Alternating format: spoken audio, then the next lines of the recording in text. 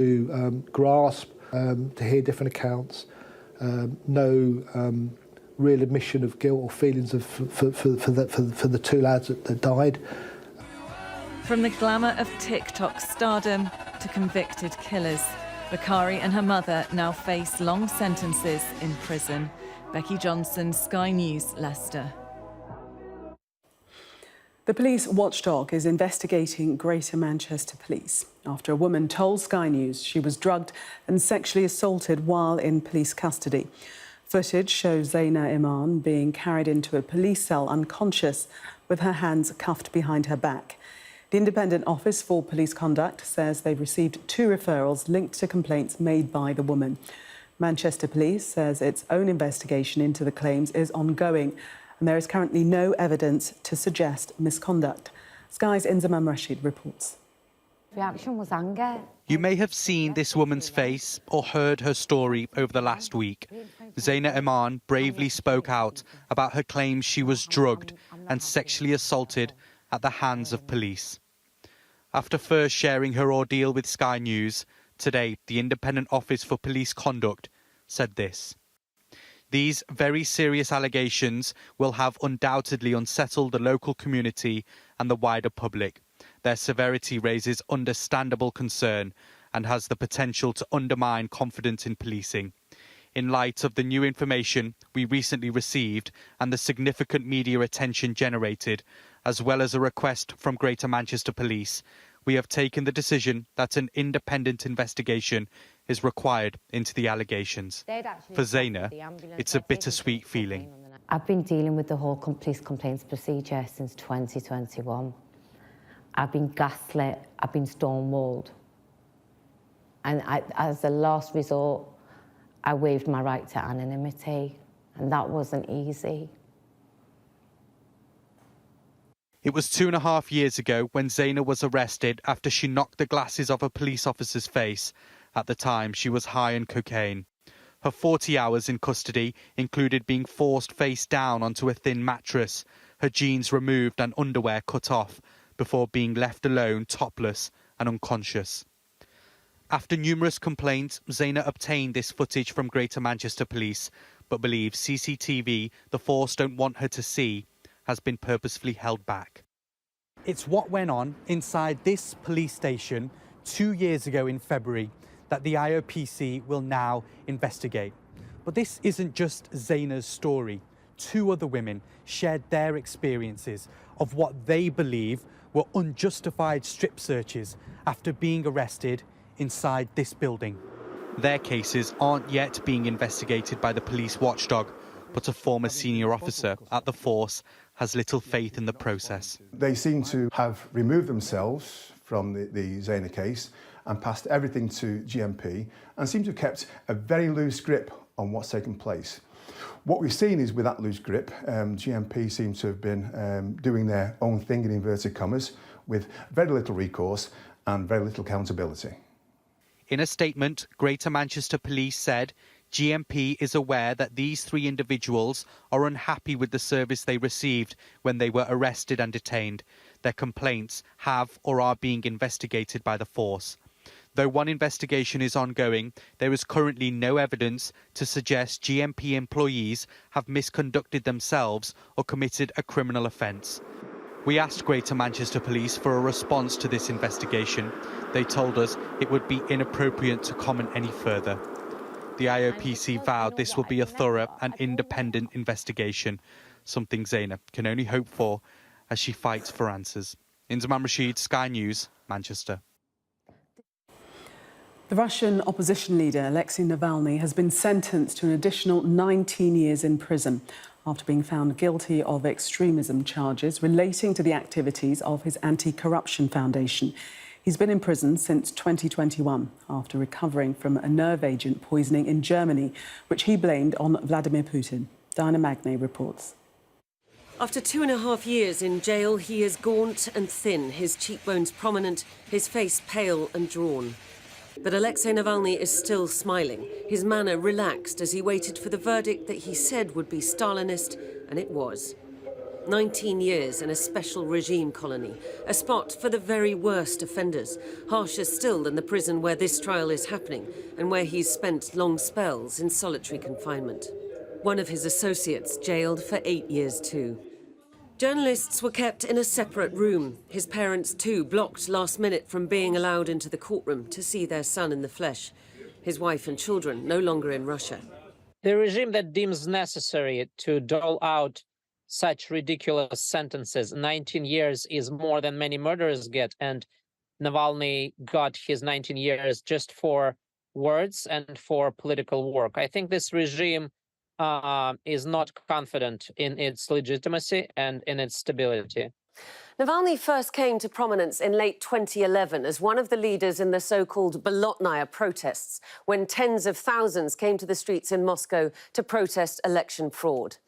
Over the next few years, he faced a seemingly endless succession of arrests, court appearances and periods in detention. But he kept calling for protest, managing to rally tens of thousands in cities across Russia behind his anti-corruption message. In August 2020, though, everything changed. He was poisoned with the military-grade nerve agent Novichok and transferred to Germany for treatment. The following January, he flew back to Russia and was detained at the airport and promptly jailed for parole violation. The man who famously cannot bring himself to speak Navalny's name held a Security Council meeting today focusing on internal threats. It is clear that Navalny will not see freedom while Putin remains in power. But in a tweet released via his lawyers, Navalny called on the Russian people to stand up and resist in any way they can. The sentencing figure is not for me, it is for you, he told them. You, not me, are being frightened and deprived of the will to resist. Putin must not achieve his goal. Do not lose the will to resist. Hugs for his lawyers, who fought so hard, if in vain. Now they must prepare for a new case too, the next on terrorism charges. Anna Magne, Sky News. A Russian warship in the Black Sea has been damaged by a Ukrainian drone attack. Russia's defense ministry said Ukrainian sea drones have attacked a Russian Navy base near the Black Sea port of Novorossiysk in the early hours of this morning. Clashes in the Black Sea and adjacent ports have escalated since Russia ended an important grain deal last month. Sky's international correspondent Alex Rossi reports. Carving through the water, the unmanned naval drone heads through the gloom towards its target. This strike at the major Russian port of Novorossiysk is part of a new strategy. The fact this warship is hundreds of miles from Ukrainian-controlled territory will cause significant alarm in Moscow. The camera cuts out on impact. In daylight, the destruction to the ship could be easily seen as it listed to one side. Ukraine's not officially confirmed it was behind the strike, but it is another sign of its growing maritime capability. This satellite imagery appears to show oil spilling out of the stricken landing vessel. The Russian Ministry of Defense has denied there was any damage and claims it repulsed the attack. A lot of the cruise missiles that have been fired at the grain silos in Odessa and fired at schools and hospitals are coming from Russian ships of the Black Sea Fleet. We saw their flagship destroyed earlier on in this war. It now seems that Ukraine has the ability to take the war to these battleships in their own backyard. Since Russia terminated the Black Sea grain deal, Ukrainian ports like Odessa have been battered by missiles and rockets fired from Russia's naval fleet, causing massive destruction. President Zelensky's vowed to respond by striking directly at Russia, and part of that is an attempt to break Moscow's dominance of the seas. Ukraine has now acknowledged it was behind this attack on the Kerch Bridge last month. This is a vital road link that Moscow needs to maintain to resupply its troops in occupied Crimea. This war of attrition then, in and around the Black Sea, is a new phase in this unending conflict. This attack is a demonstration of just how far it can now reach. Alex Rossi, Sky News. More of us could soon be treated in private hospitals after the government said it would be considering using non-NHS clinics to help reduce waiting lists. 13 new community diagnostic centres will be opened across England, 8 of which will be independent. At the end of May, the NHS waiting list in England was just under 7.5 million, the highest number since records began in 2007. In that same month, the number of people waiting more than a year for hospital treatment was 186 times higher than before the pandemic began. While at the end of February, 300,000 people in England had been waiting for more than a year since being referred by a consultant. To remedy this, the new community diagnostic centres across England will aim to carry out an additional 742,000 scans, checks and tests a year. Becky Cottrell has more details. MRI scans can be hugely anxiety-inducing for patients, waiting for it to be over with just your thoughts for company, hoping the results aren't as bad as you fear. Are you okay? Yeah. But sadly, for so many people, the wait begins much sooner and goes on far too long. That's why the government is turning to private facilities similar to this one to tackle the backlog. When we have the capacity in the independent sector, as the Health Secretary said, we just need to utilise all of this together, then that's the thing that impacts so positively on patient outcomes by getting them in earlier, by getting an earlier diagnosis so that we can manage them much more effectively. The Prime Minister made cutting waiting lists one of his top priorities. There has been mounting political pressure on this issue, some of it unexpected. I would like to pay 10 for 10 or 20 scans. I don't know how we're going to work this out, and hopefully some other people will follow, because it seems ridiculous. Labour have backed the use of centres like this, but say it comes too late, claiming hundreds of thousands of NHS patients could have been treated sooner through private services. Patients like Cassandra Warrington. She's been waiting months for a new hip, and it looks like the operation could still be a year away. And now I'm at the point where I can't even walk around the house. I've got crutches around the house, into the car. I've got an electric scooter. I'm looking at trying to get some kind of disabled car with like some kind of ramp. I can't take the kids to and from school. I can't make the toilet because I can't walk properly.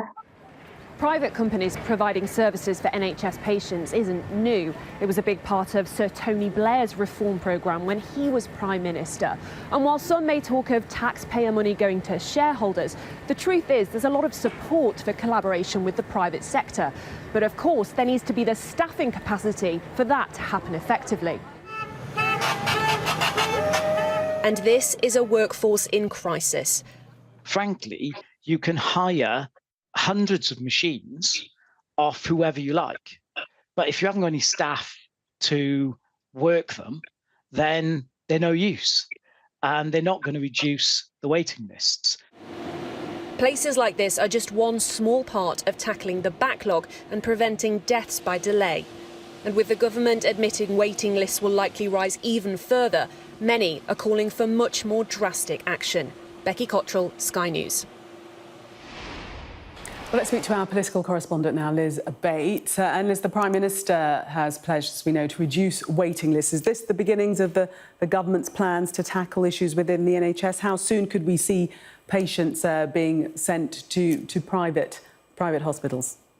Well, the government will hope that this will happen very quickly, and certainly Rishi Sunak will hope it's the beginning of turning those waiting list numbers around, because he has staked his premiership on it. It is one of his 5 key pledges, and alongside some of the others on inflation and stopping the boats, it is starting to look like it's going to be very difficult to achieve. Now, some issues, of course, around waiting lists are completely out of his hands, the huge COVID pressures that came onto the NHS during that period, but that does mask the fact that waiting list figures have been going in the wrong direction for many, many years before that. And in the department, the Health Secretary, Stephen Barclay, has acknowledged that this is an urgent issue that needs to be solved. And I think that's what you're seeing the culmination of at the moment, a plan to bring in more private sector providers. It's not a new concept, but it does look like they will be rolling it out quite significantly. Labour, of course, have said that they will do the same thing, use some private sector providers to take a bit of pressure off the NHS. When it comes to long-term issues, though, and Becky Cottrell touched on this just now, how can this work if staffing isn't sorted out? And we've seen immediate pressures when it comes to staffing because there is a lot of industrial action across the NHS, but there are also long-term issues, recruitment and retention associated, much of that with pay and conditions. All of that remains largely unaddressed.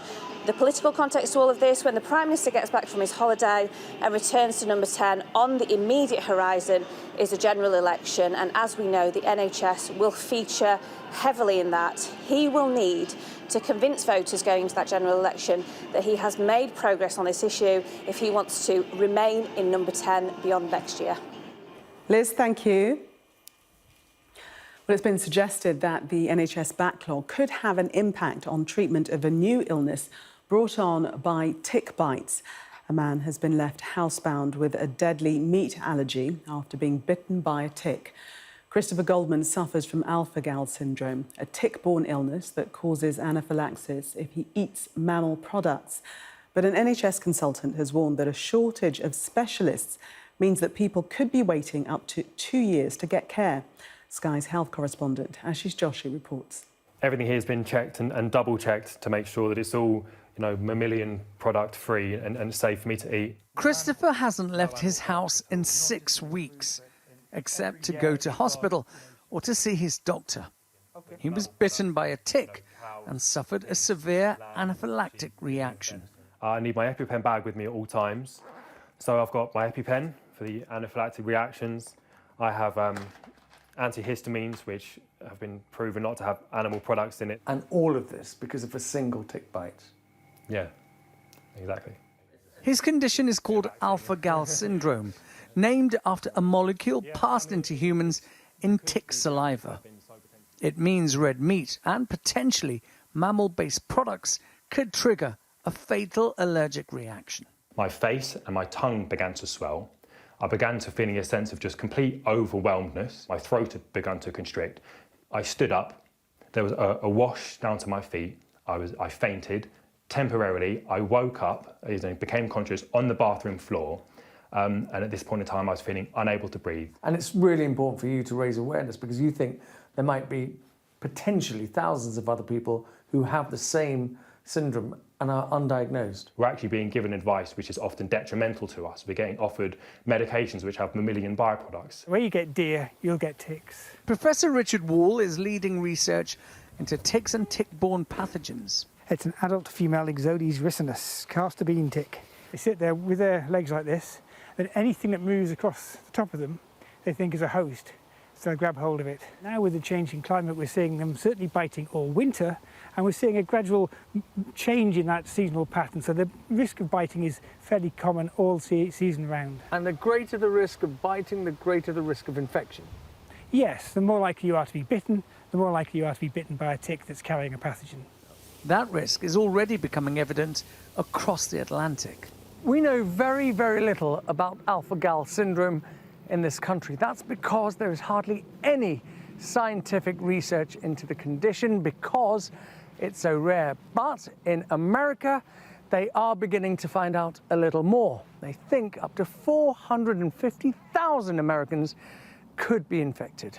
Until recently, Christopher was leading an active life.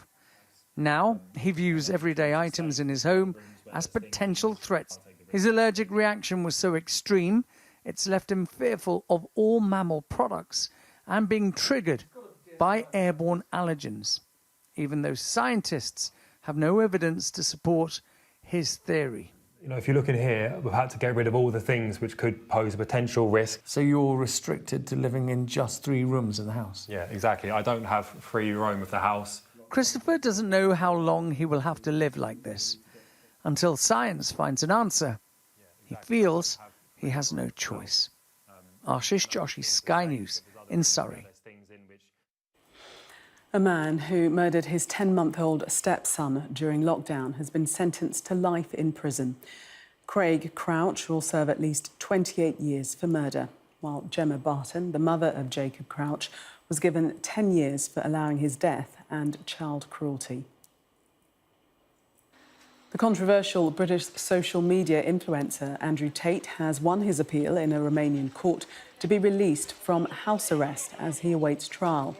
Mr. Tate and his brother were indicted in June for human trafficking, rape and forming an organised crime group. More than 600 scouts have been treated for heat-related issues at the World Jamboree in South Korea. Temperatures have soared to 35 degrees Celsius near the campsite in the southern town of Buan, where nearly 40,000 scouts, mainly between the ages of 14 and 18, have gathered. The authorities say more water trucks, air-conditioned spaces and medics will be provided.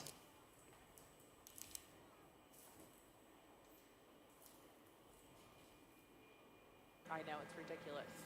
Well, police in New York City are struggling to control thousands of people who've gathered in Manhattan this evening for a video game giveaway. Online influencer Kai Cenat, who has millions of social media followers, released an image promoting a PlayStation 5 giveaway in Union Square. And a number of people have been escorted into police cars as the gathering seemingly got out of hand. Kai Cenat is in custody after the console giveaway caused chaos at the New York City park. These are live pictures now at the event, that console giveaway, which does seem to have got out of hand. Police have stepped in earlier. They were warning people not to travel to the area as they try to contain the over-exuberant crowds who were there for the giveaway, publicised by the influencer Kai Cenat. He is now in custody after the chaos that has been caused at New York City Park. We'll keep you updated on that situation this evening. An actor at the Edinburgh Fringe Festival has had a near sell-out show today after performing to just one person the day before. Some of Britain's best-known comedians and performers have given their support to Georgie Greer, who posted a picture of herself crying on social media. Sky's Katie Spencer reports from Edinburgh. Coming off stage for Georgie Greer, her first night performing in Edinburgh had been, well, a bit much. Out of frustration on social media, she wrote, "There was one person in my audience today when I performed my one-woman play Sunsets at the Edinburgh Fringe. It's fine, isn't it? It's fine." It was just a release of emotions, I think. I just didn't know what else to do with myself apart from just have a little moment to myself. A real moment that quickly became surreal as some of the biggest names in comedy started messaging. Comedian Dara O'Brien writing, "You'll dine out on this anecdote. More than once I had to buy my audience a drink as a thank you for being the only ones there."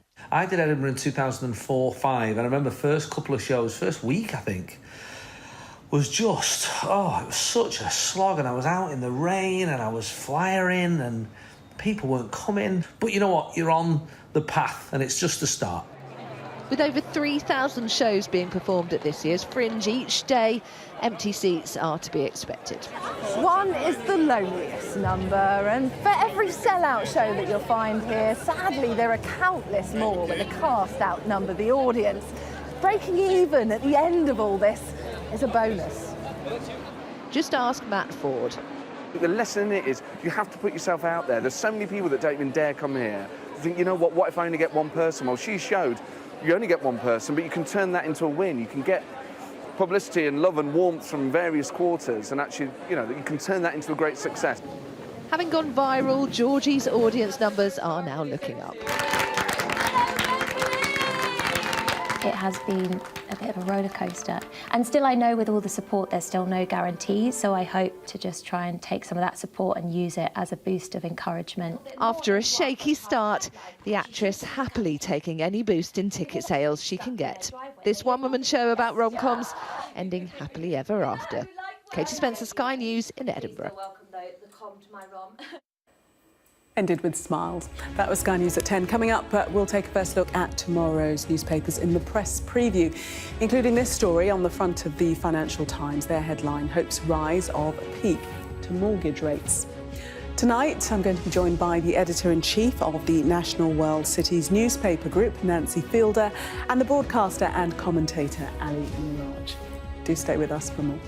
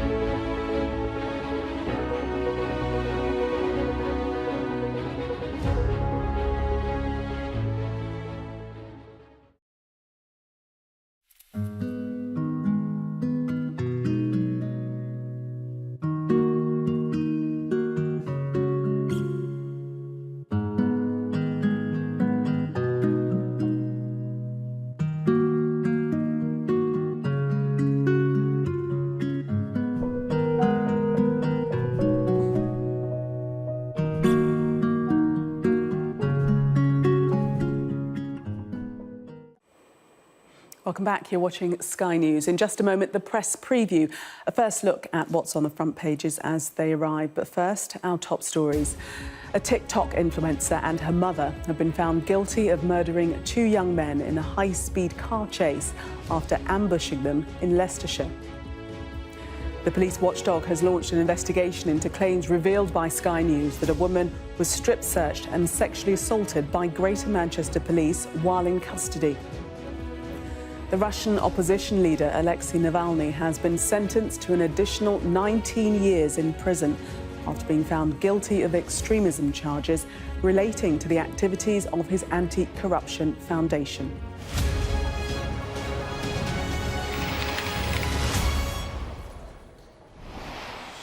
You are watching the press preview, a first look at what's on the front pages as they arrive. It's time to see what's making the headlines with the editor-in-chief of the National World Cities newspaper group, Nancy Fielder, and the broadcaster and commentator, Ali Miraj. They'll be with us from now until just before midnight.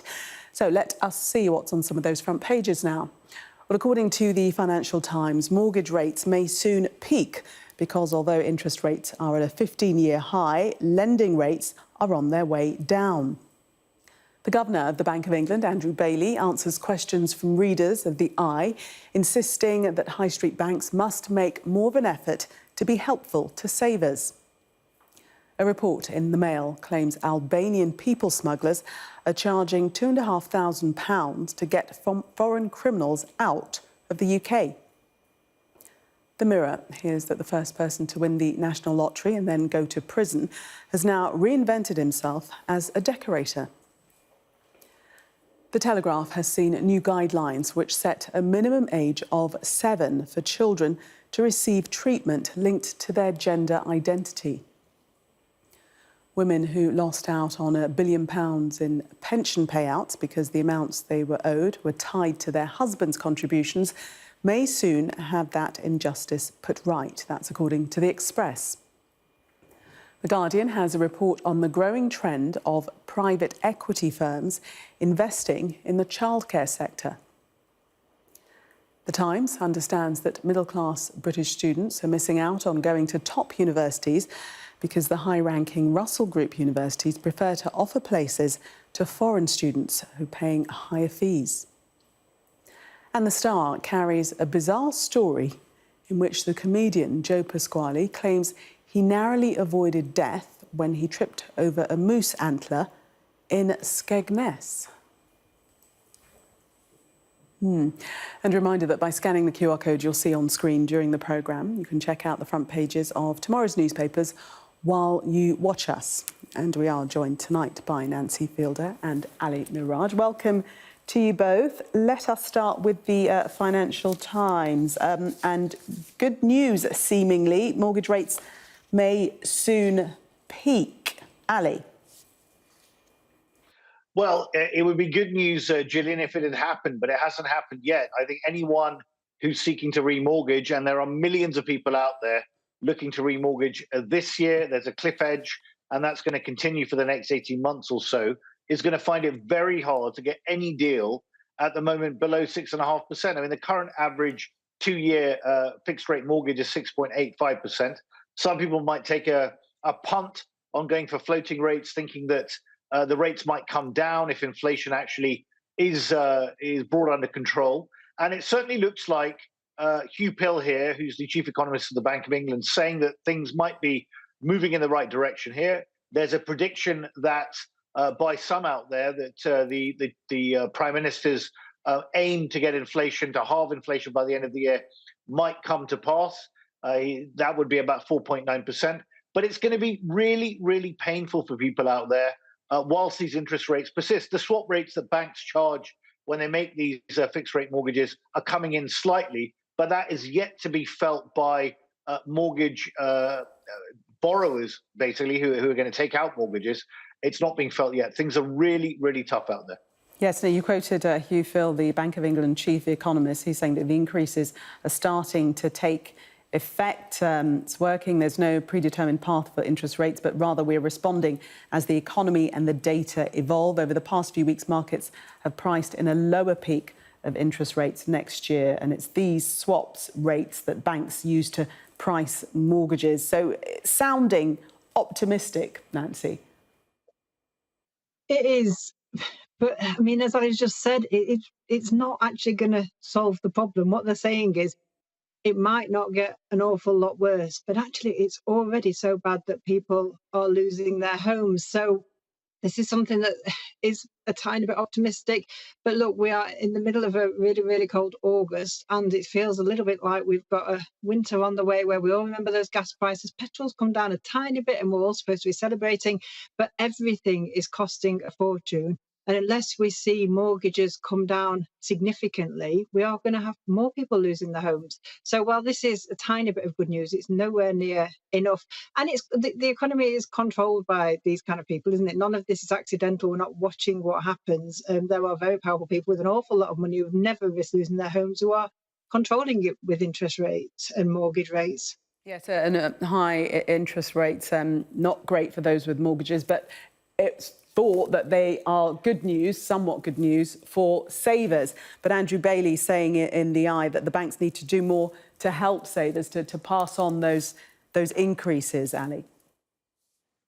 That's right. Andrew Bailey, the governor of the Bank of England, is saying that. And just to sort of challenge Nancy a little bit on this, the Bank of England has got a difficult job to do. They have a blunt instrument, which is to control inflation. Their sole job is to get inflation down to 2%. Now, you might say that they have been remiss in their objective because they waited too long to start tightening the screws by increasing interest rates. But that is their sole job. So to say that, there are people who have got houses who are doing this and are not going to suffer the consequences, I mean, I think is a little bit of a cheap shot because that is their job. Now, you might argue that the remit of the Bank of England should change. Some people are even calling for politicians to actually stop passing the buck and actually take back control of interest rates. I don't think that would be a good thing at all. I think independence for the Bank of England was a sensible move, brought in by New Labour back in '97, by the way. But you have to accept that the Bank of England has got a difficult job to do. And a lot of these factors are outside their control. I mean, you're looking at a war in Ukraine here that's driving up the energy prices. You're also looking at Brexit, which is still going to have an enduring effect of 4% of GDP, according to the Office of Budget Responsibility itself. There's a limited amount that the Bank of England can do. It's trying to do what it can to try and dampen down demand. That's the whole point of this, to try and get inflation under control. Nancy, do you want to come back on that? Kind of, but also moving on slightly. So this story is another example of the same thing. So banks are being accused here. There was some research that came out a few days ago saying mortgage rates, as soon as they need to go up, they shoot them up. But guess what? When interest rates changes, the savers don't get the same amount passed on. So when it's us having to give more to the banks, they're very quick. When the banks should be giving to us, they're really slow on it. And actually, they've had their wrist slapped this week, and they're looking at some of the regulations around that. And this is the Bank of England governor saying that. So I don't think, I just think their whole economy, the banks, the Bank of England, I accept absolutely that it's a tough job. But I also think sometimes they are so out of touch with reality and the lives that the average person lives that they're not always doing what is best. And this is a story of the bank's been told that they're not doing what's best, which probably doesn't surprise anybody. And Ali, do you think we can go as far as saying that Andrew Bailey is saying, that they're not being fair to customers? Well, I think he's making the point, and I think Nancy's right here, that he's pointing out that some banks are not passing on those rate rises quickly to their savers, but they are doing that on the other side of the equation to mortgage holders. So I do think that there's a fairness point here. There are some pretty decent deals out there if you look around, but it's fair to say that banks are always a little bit slow to put up the rates for savers. So I think it's a fair point. But the other thing that Andrew Bailey mentioned, which he got vilified for, was a lot of people out there, particularly in the public sector, but not only the public sector, asking for inflationary wage increases. And he made this point about a wage price spiral, and he was completely denounced for it. But the reality is that the longer we have this, and I know it's really difficult out there because things are so expensive, everyone's really finding it very, very hard. I fully get that.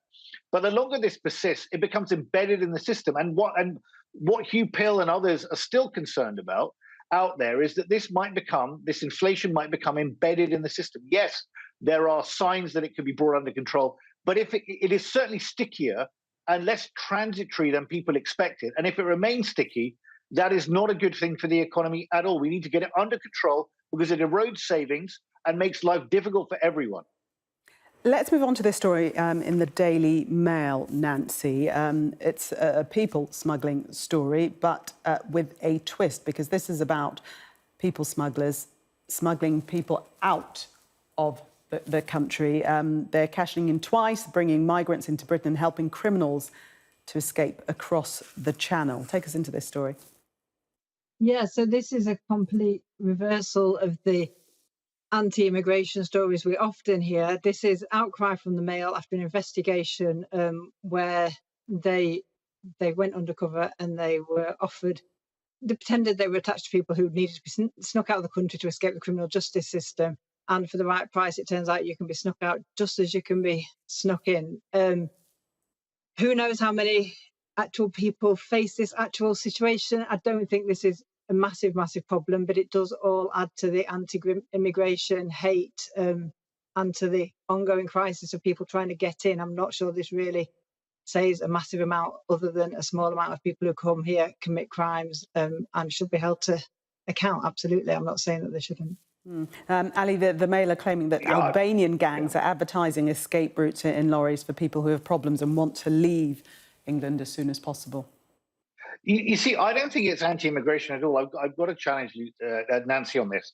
I don't think it's anti-immigration at all. I think it's a question of the asylum system being abused. There are genuine asylum seekers that we should take in. The numbers should be capped. We can't have thousands of people crossing the channel every year. But what this story is saying is that not only do these people come in illegally, and by the way, Albania is a NATO member and an EU, a country applying for accession to the EU. What on earth were 12,000 Albanians, mostly men, coming across the channel last year trying to do to get into this country, and now are having to pay to go back up to £17,500 to unscrupulous people smugglers that are taking advantage of them and putting their lives at risk? It's a disgrace. It's right that the Prime Minister dealt with the Albanian Premier to try and deal with this issue. And they should have never been coming here in the first place. If you want to flee for economic reasons, then apply properly through the immigration system and don't abuse the asylum system, which is there for people genuinely fleeing persecution.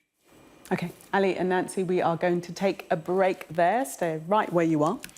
Coming up, new analysis reveals why British students could be missing out on places at top universities. We'll discuss that and more next.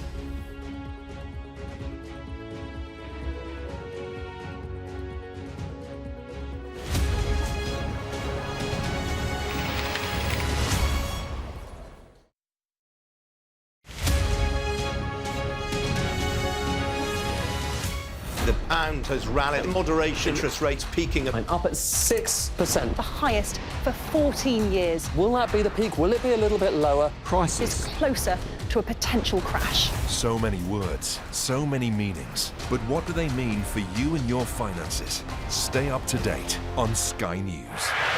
I'm Stuart Ramsey, and I'm Sky's chief correspondent. I think it's a procession of the Taliban. Yes, it is. There's the white flag. We saw snatch squads going in, grabbing people and putting them into trucks. You either live and recover, or you die. OK, so that's like a war. That's the war, yes. We help you understand the world with us. For the past 24 hours, the soldiers have been attacked on a number of occasions. It's really sending a clear message that Venezuela is eager for change. We're being crushed. We take you to the heart of stories that shape our world. They were convinced the United States would become hooked. Well, they were right. An enormous explosion that's just come down. I think it was a monster that's just landed in between us.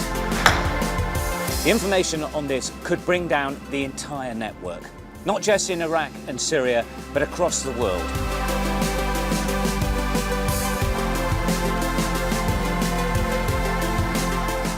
It's not out of control, but the fib withdrawn. It's so hot.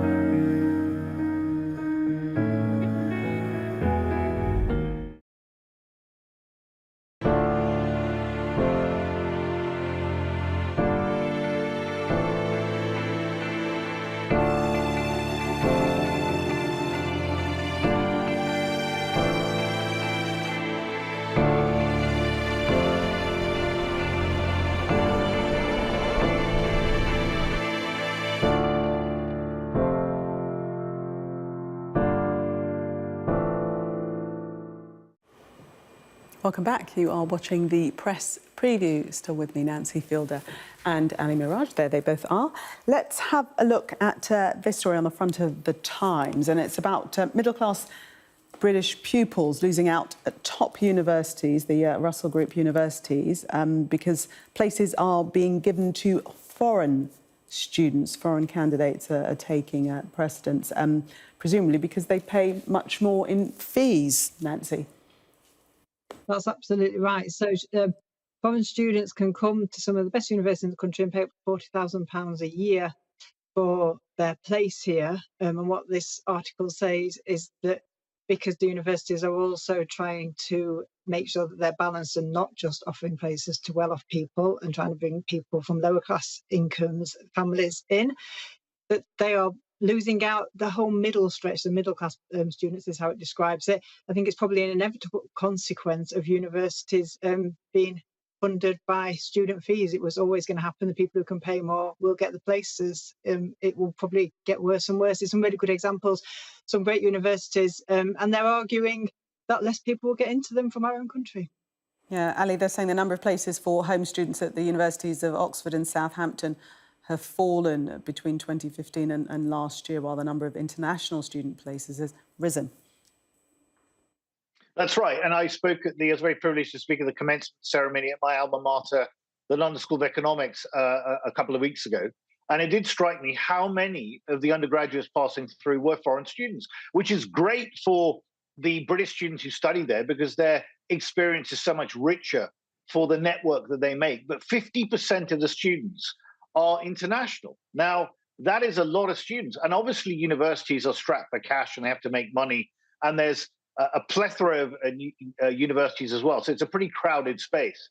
But if you've got a situation there where domestic students are effectively finding it harder to get a university place, that is not a good place to be for university students that are already spending £9,250 a year for an education and they can't even get a space.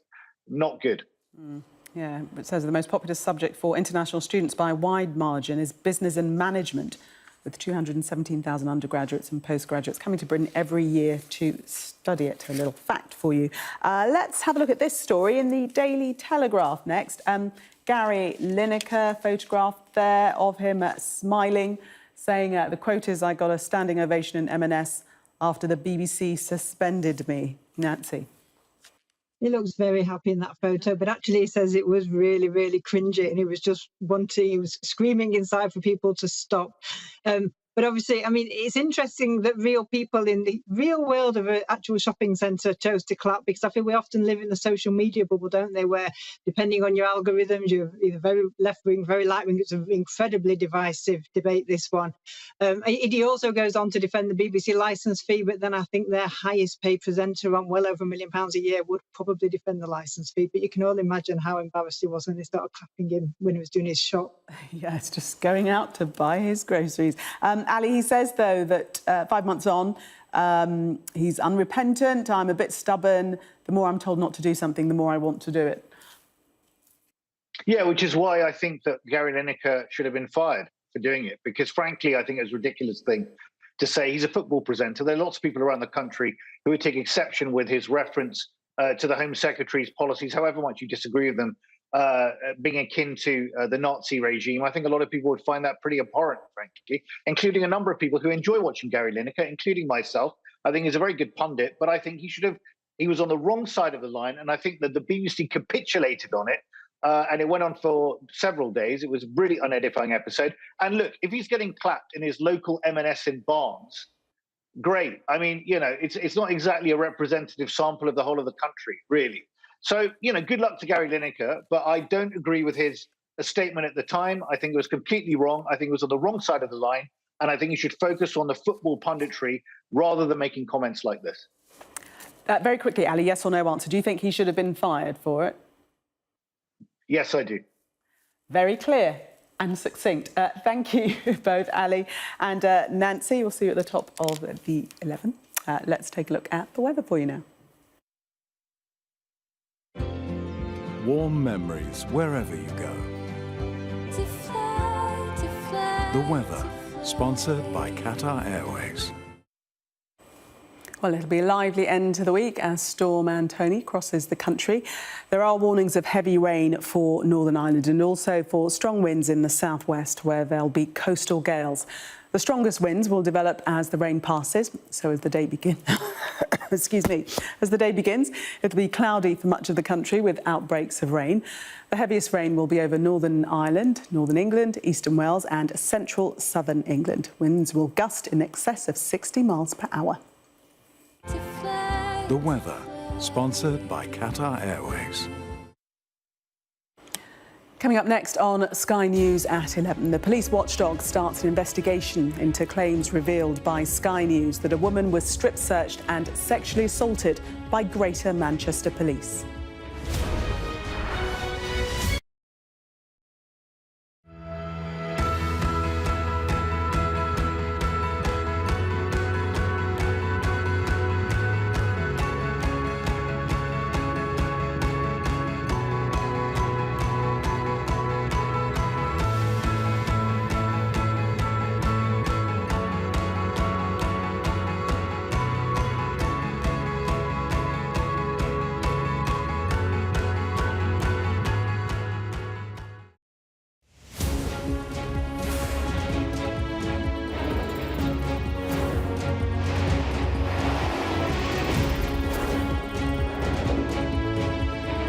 The 5 of us have made it out of the car.